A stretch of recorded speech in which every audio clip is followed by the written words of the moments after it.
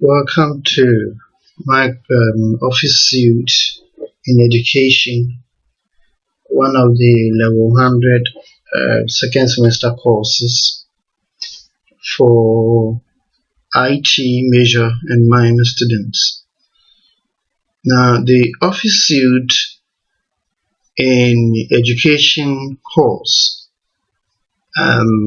is a practical course that introduces students to the basic Office, Microsoft Office applications, or what some may refer to as productivity software. And these applications include Microsoft Word, Microsoft Excel, Microsoft PowerPoint, and Microsoft Publisher. Now, these are applications, or should I say examples of applications, respectively for word processing. So Microsoft Word is used for the purpose of word processing. Excel is used for spreadsheet. PowerPoint for presentations, applications. Then Publisher for designs. In this lecture, we begin with Microsoft Word, or should I say introduction to word processing, and things that we will be covering in this session are to look at the basic concepts of word processing.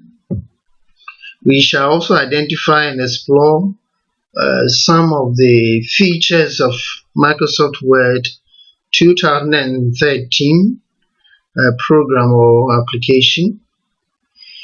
We shall also learn how to create and save a file in the program, and also try to access and navigate through the file that we will create.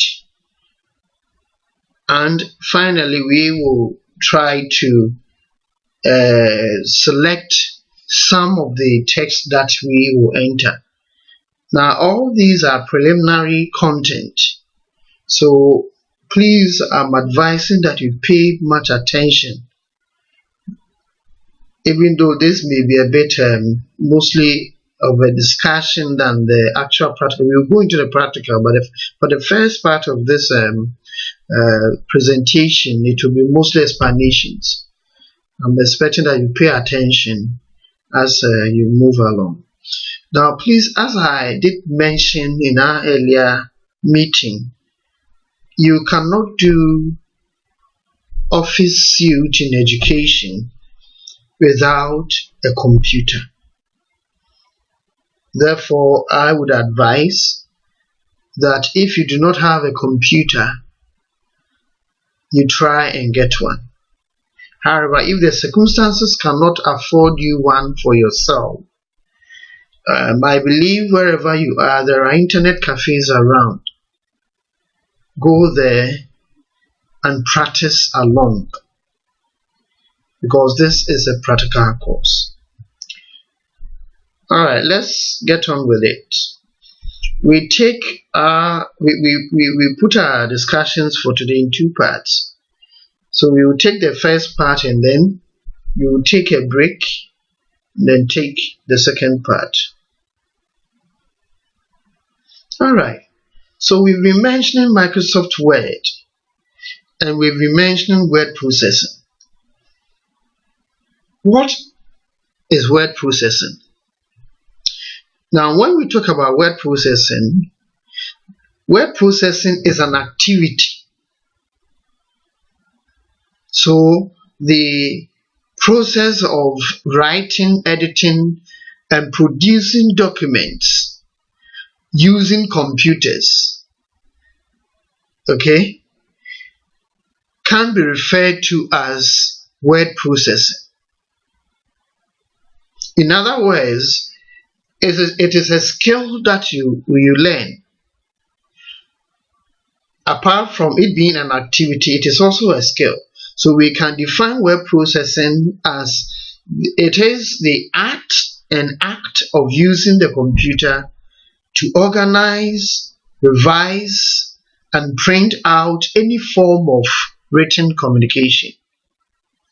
That is when we have the skill, and when we are able to use the skill in producing, in organizing, in making changes, and then in printing out any communication that is supposed to be given in a written form, then we are undertaking an activity called word processing.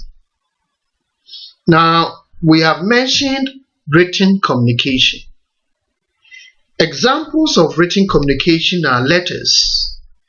They could also be essays. They could be speeches, articles, memos, resumes, proposals, projects, textbooks, memoirs, and so on and so forth. So when we need to produce any of these documents, then the act of producing is said to be word processing. So you may ask, then what we use on the computer to undertake the word processing activity? Of course, we use word processing applications. And word processing applications are simply programs that we use in create, manage, and print out any form of a written communication. Now, please know that even though we keep on mentioning written, it doesn't mean that when we produce documents, when we are using Microsoft Word, it doesn't mean that we can only include just text alone. No. Every content that we enter in there forms part of the document. Let's look at the functions of word processing. The first function is that it is used in creating, editing, saving, and printing documents. It is also used in copying, pasting, and moving and deleting text within a document that we create. We also use, in word processing, we also format text. And some of the formatting may include changing of the font type, applying various other formats as bold, underline, and italicizing. In word processing, we also create and edit tables. We insert elements from other software such as illustrations or photographs into the document that we create. Another function in word processing is that it allows us to correct errors, grammatical and spelling errors that we make in our documents. Now let's look at, before we look at the launching of Microsoft Word, please note that Microsoft Word is an example of word processing applications. There are several of them. There are so many programs that can be used to undertake the word processing activity. But the most commonest and the most predominantly used is Microsoft Word. Beyond Microsoft Word, we also have Notepad, WordPad, Quora WordPerfect, Linux Word Processor, Apple Pages, Sun Star Office, Writer, and so on and so forth. These are examples of word processing applications, or you can refer to them as word processors. Now, in order to use Microsoft Word, we first have to launch the program. That is the Microsoft Word program. For the purposes of our studies, we will be using Microsoft Office Word 2013. There are versions below 2013 and there are versions that are higher than 2013. However, I want us to use the 2013 since it seems to be the middle version. When you are able to learn 2013 version very well, it's very easy for you to use the 2016 and 2019 versions, because those higher versions just have some few additional functions and features added to them. But the basic features in Microsoft Word 2013 are in almost all they are in all the higher versions that we know. How do we launch Microsoft Office Word 2013? The steps are given to us as follows. Step 1 is for you to click the Start button. Step 2, click All Programs. Step 3, scroll through and click Microsoft Office 2013. And step 4, click Word 2013. Let's look at the procedure. I'm using the Windows 7 operating system. So step 1, you click the Start button. Step 2, you click All Programs. Step 3, you scroll through and look for Microsoft Office 2013. And step 4, you click Microsoft Word. So once you click Microsoft Word, the program will launch and display this window. Now, before we discuss this, we will first of all have to look at the features of Microsoft Word 2013 window environment. Now, so when you launch Microsoft Word 2013, this is the window that will appear on your screen. Let us look at each individual feature of this particular version. Up here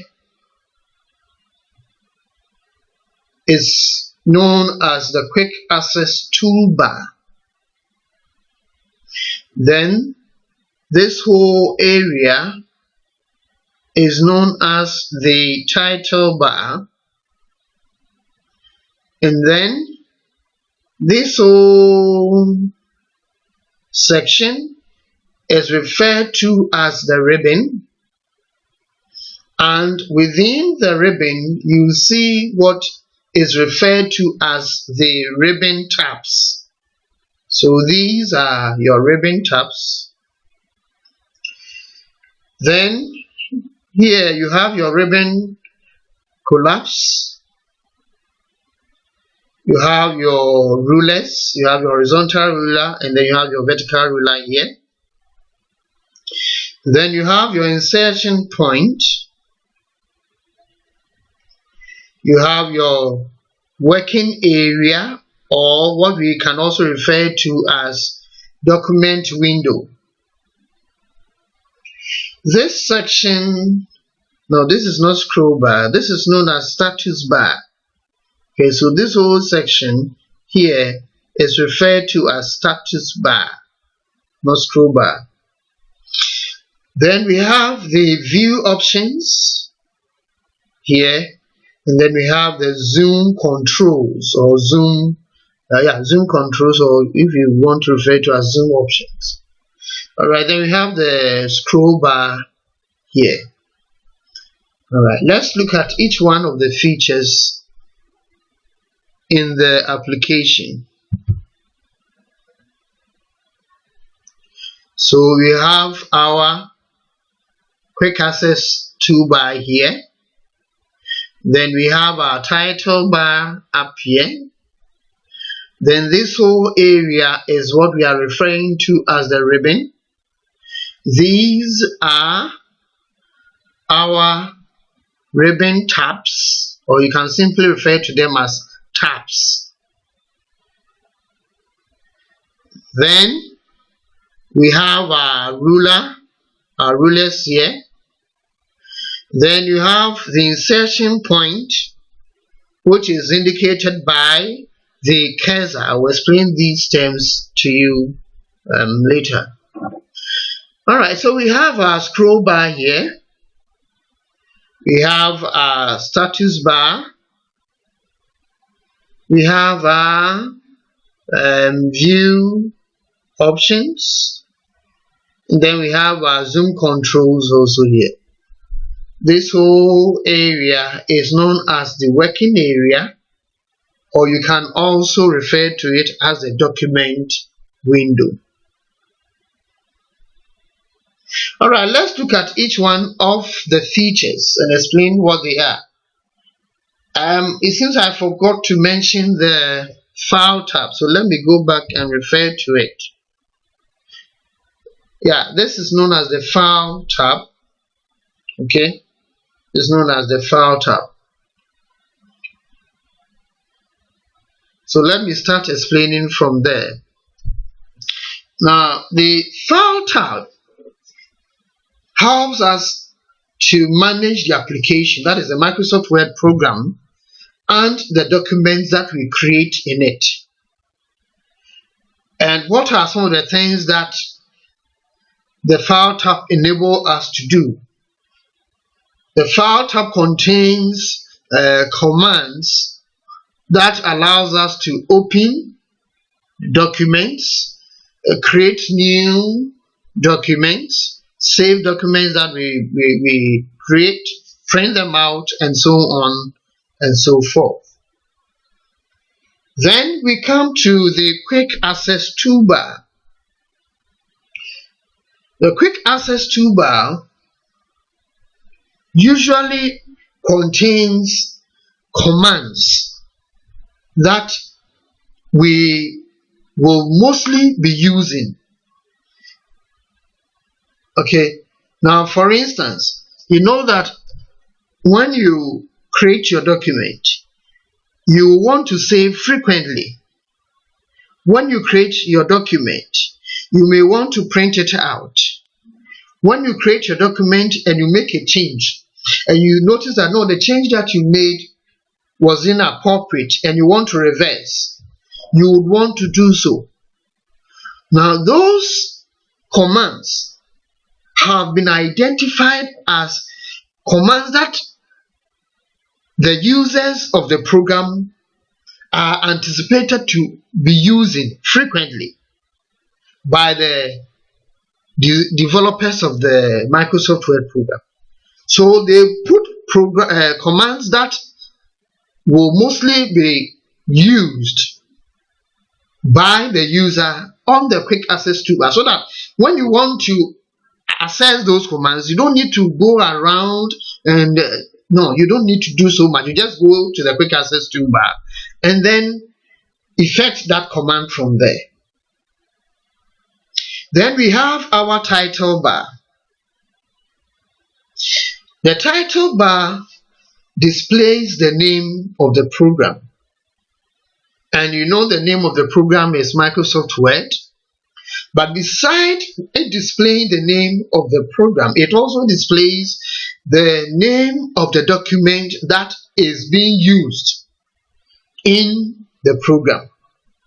So if, let's say, I have opened Office Suite Handout in the program, it means Office Suite Handout will be displayed as the name of the document.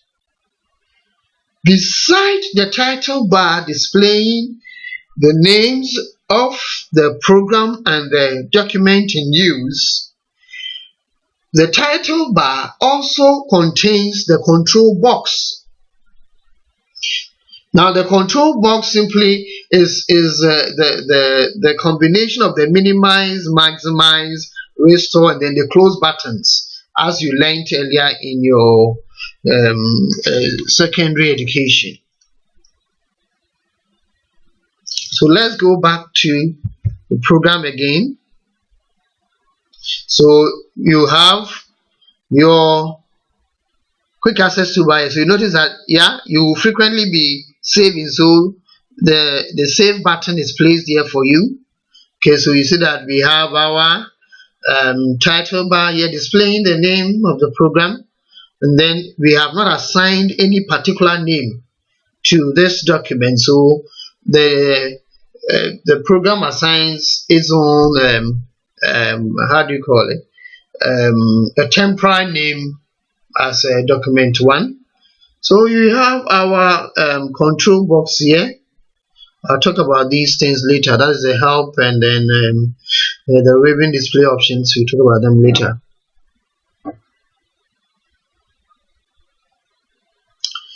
Okay, so now let's come to the ribbon. The ribbon, as you noticed, contains tabs, and examples of the tabs are the home, insert, design, page layout, and so on and so forth. The tabs is made up of a collection of groups of commands. Now, the groups of commands that are used to perform related functions are placed under a particular tab. So each tab contains its own groups of commands. Now, when we talk about the tab, the ribbon tab is in 3 levels. That is the tab itself, which contains the groups of commands which are used to perform groups of related tasks, or which are used to perform related tasks. Then we have the second level. The second level is the groups. So level 1 here is the ribbon tab. Then level 2 we have the group here, and we say a group simply refers to a group. A group contains commands that are used to perform similar tasks. Okay, so groups, for instance, you know that in a class you are grouped according to the programs you are doing. Okay, so we have our IT major students and IT minor students, even though you are all within the same classroom. So take a group like a section. Okay, and each section contains its own commands. Now these commands are used to perform related tasks.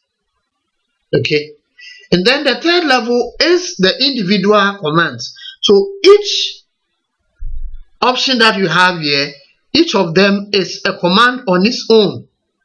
Okay, this one is a command, that is a command, that is a command.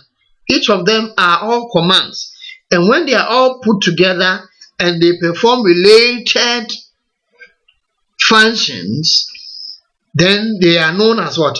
A group. Now a group is normally assigned a particular name.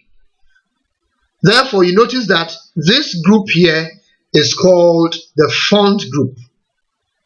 Now the group over here is referred to as the clipboard group.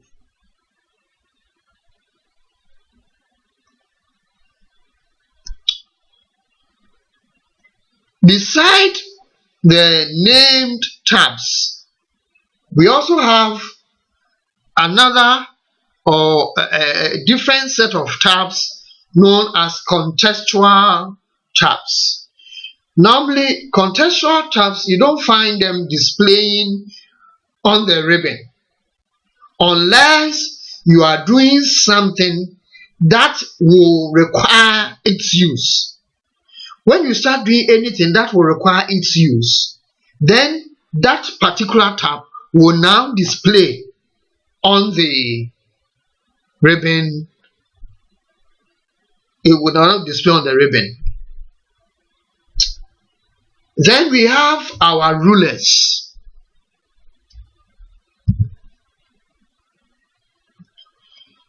So these are the rulers that we are talking about.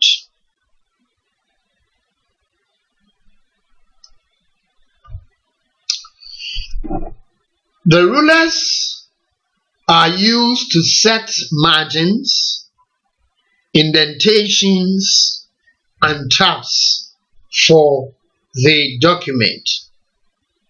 Now I will explain what margins are, what indentations are, and what tabs are in our subsequent lesson.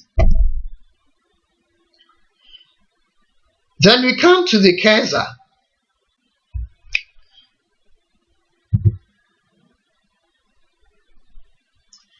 This is the cursor.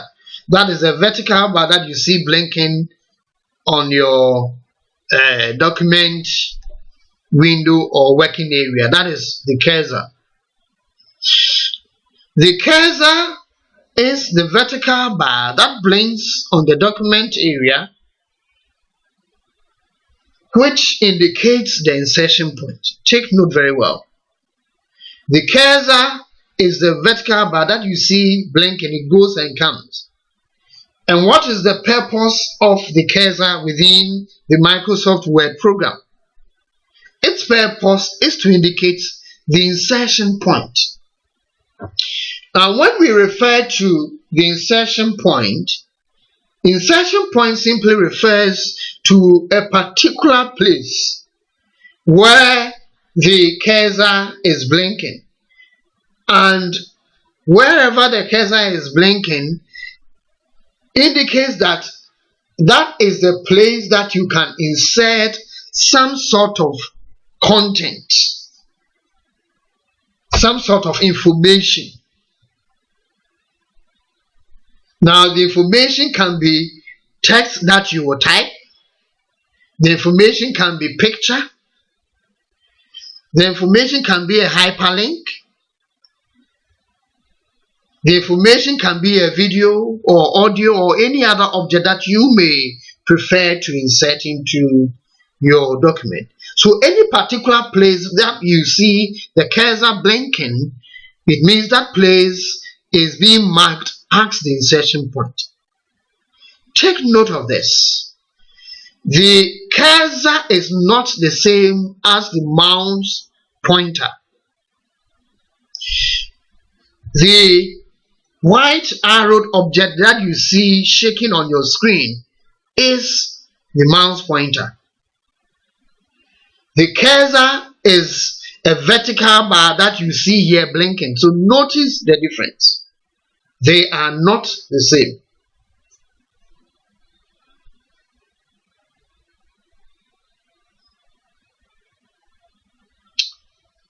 We have our scroll bars. Let us look at the scroll bar once more. So this is our scroll bar. Now, what is the purpose of the scroll bar? Normally, when we need to move from one place in the document we have created to another place within the same document, then we would need the scroll bar to do so. That is, the scroll bar is used to navigate from one point in the document, which is currently displayed on your screen, to another place in the document, so that what is displayed on your screen will now either move up or down depending on how you move the scroll bar. We also have another feature known as the status bar, as I earlier identified for you. The status bar usually displays information about the document that you are working in, or the document that you are accessing. So for instance, it may display the language, whether you are using American English or British English, the total number of words, the total number of pages that you have in your document. All those informations are usually displayed on the status bar. Then we have the view options. If you have forgotten, let me show you again. So these are your view options. And what is the purpose of the view options? The view option presents different ways of seeing the contents of the document. That is, it gives us various ways we can see the content that we have created in our document.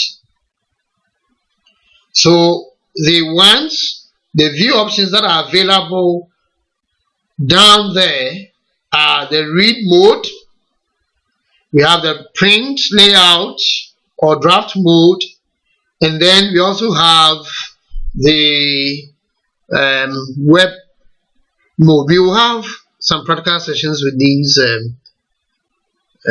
content. The next feature is the zoom controls. The zoom controls. The zoom controls are used for magnifying or reducing the contents of a document on screen for better viewing and reading. They are used for magnifying or reducing the contents of document on screen for better viewing and reading. That is, if let's say you are using your Microsoft Word program and probably you cannot see what you are typing well, or the images that you've inserted, they are not big enough for you to see well, then you use the zoom controls to enlarge, to magnify, so that it becomes bigger on the screen for you to see. However, if they are too big on the screen for you, you can also use the zoom controls to reduce. Now note that whatever you do with the zoom controls doesn't have anything to do with the content itself. So if you make it bigger on your screen, it doesn't mean that, for instance, when you print, it will become as big as what was displayed. No, it wouldn't be so. The next feature is the dialog box launcher. The dialog box launcher is used to activate a particular dialog box that is related to a group. Now we have explained what groups are. Note that not all the commands of the group display as buttons or list boxes or galleries on the group. So the commands that are not displayed, if you want to access those commands, then you would require to click the dialog box launcher of that particular group. The moment you click it, the dialog box of that group will display. All right. So let's have some practical session with the features that we have discussed. Let's explore them a bit. Okay, so we have our quick access toolbar here. Now when you click this one, this is known as a chevron. Chevron is spelled as C-H-E-V-R-O-N, chevron. Now when you click the chevron, it displays the customized quick access toolbar drop down menu. The menu displays or contains the commands that you can include on your quick access toolbar. Therefore, for instance, you can see that you have the new command here, the open command here, the save command is already activated here. You have the email command, the quick print, print preview, spelling and grammar, undo redo are already up here. Drawing table button command is not here if you want it. Okay, so if let's say I want the new command to be displayed as one of the commands on the quick access toolbar, I'll just click it, and you see that the moment I click, the new command button is inserted. However, if let's say there's a command that you want to put on your quick access toolbar, it's not found on this list, what you do is you click the more commands option on the menu. So when you click it, you see that you have a number of command options that you can include. So for instance, if I want to highlight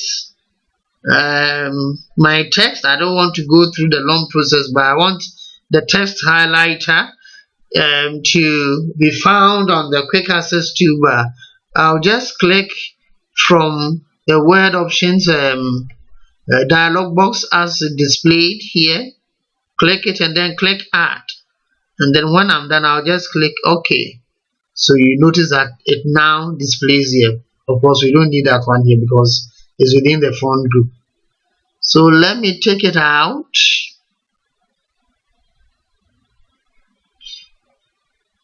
So I'll just click remove and I'll click OK. So that is it for the quick access toolbar. For this one, you know much about them, so I'll not bother myself. This one is the help, Microsoft Word help. That is, if you are doing something in Microsoft Word and you don't know the process, or you don't know, let's say there's something you don't know its purpose. Okay, what you do is you click the help, which is button here, which is in the question mark form. You click it, then you can type whatever. Let's say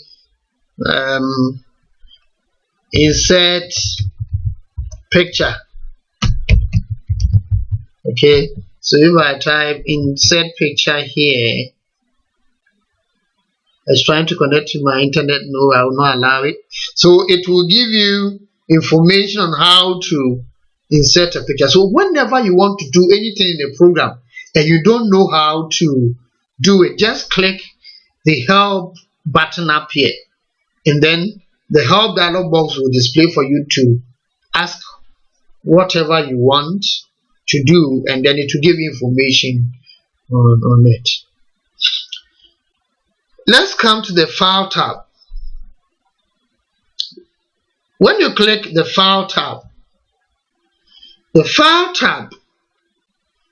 displays the background commands, or should I say the application management commands. and you can see them here. When you click each one of them, you have a different set of related commands displaying. Say you see things that you find print here. Yeah, you see stuff. You come to all these things, share, okay, and so on and so forth. When I click close, of course, the program has closed. Okay, program has closed. All right. When you launch the Microsoft Word program for the first time, you see this, but I'll come to it later.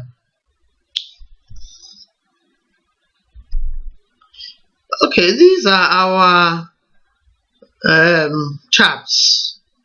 So this, when you click this, that is the insert tab, and you notice the commands, or this one is a group, that is a command, that is also a command, and they together form the group called symbols. Okay, and these commands here form a group called pages. When I click the design tab, you notice that it has its own set of commands. Okay, layout, page layout, here the same thing. Okay, we will learn a lot in this program, so I expect that you give it all the seriousness that you can.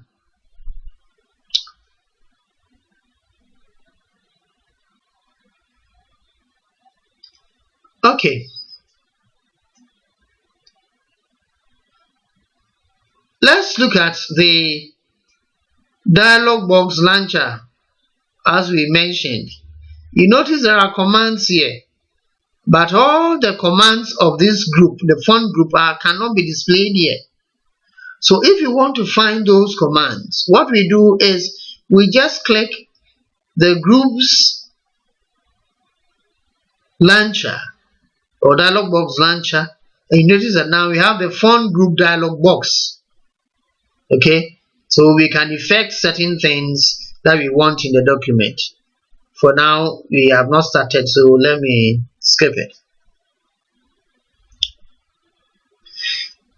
On the ribbon, you find different forms of commands.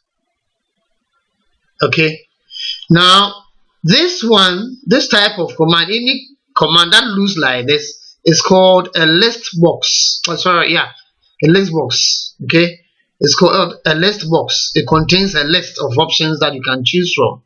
So this one is also a list box here. Okay, now this one is a command button.